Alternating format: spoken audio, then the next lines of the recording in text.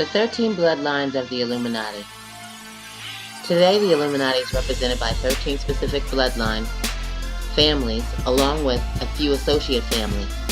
You would be surprised at the names that are part of this elite group of people. Some of the names you know, and some you don't know, and others you had no idea was a part of this. At this time, the Rothschild is the head of the Illuminati and controls and owns international banks.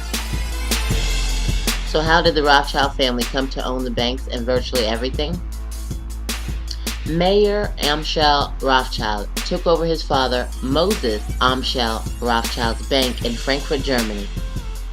He conducted business with Prince William XI of Hesse-Hanau, became a close associate, and the prince's court factor. During this time, Rothschild realized that he could make a way bigger profit lending money to governments and royalty than to the individual person, because the loan sizes are larger and are secured by the country's nation's taxes. Nathan Mayer Rothschild, head of the Rothschilds after father's death, opens banking house in England. N.M. Rothschild and Sons. Salomon Rothschild opens one in Vienna, Austria. M. von Rothschild, uno Soho. And Jacob James Rothschild opened one in Paris, de Rothschild Frères. Nathan Mayer Rothschild invested $3 million of Prince William's fortune, in which Mayer Rothschild never returned, into gold.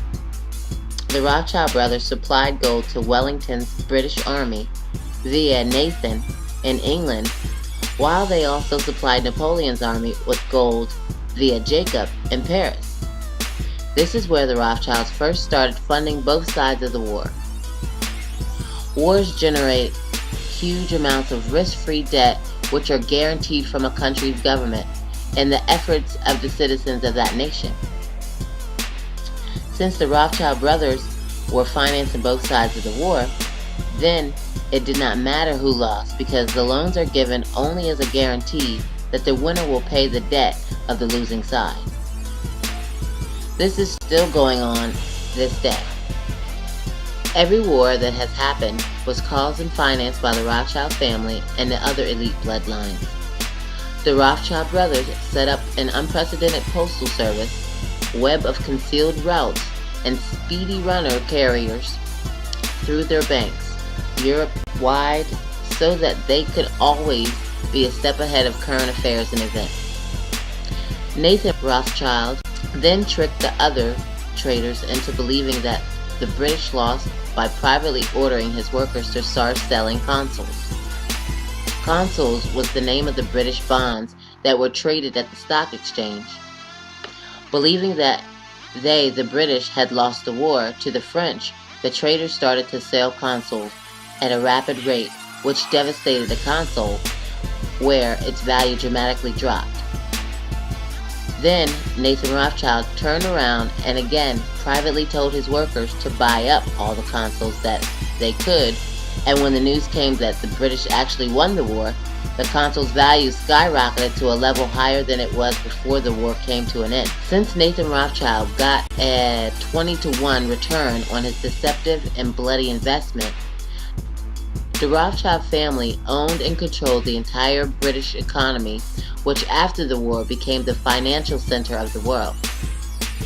The Rothschilds built a new Bank of England, where they stopped shipping gold internationally and used their 5 banks throughout Europe to establish a paper debit and credit system. Sounds familiar? By the turn of that century, the Rothschild family controlled half of the world's wealth. The Illuminati's conquest did not stop there. They had to gain control of the United States economy also. Now that the Rothschild family basically owned England, and England was running the American colonies, the Rothschilds controlled the American economy. But when it came time for America to renew the first Bank of the United States with the Rothschilds, America forfeited renewal.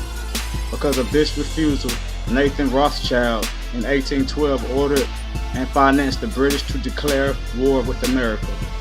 The reasoning for this was to make America go into debt and weaken from fighting the war so that they would easily allow Rothschild's U.S. First Bank to be renewed. In 1833, President Andrew Jackson overthrew the central bank by not renewing the charter for the Second Bank of the United States.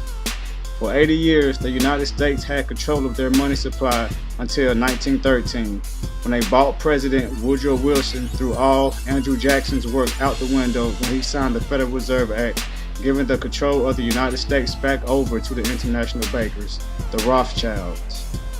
So today, the U.S. currency is controlled by the Rothschilds dynasty.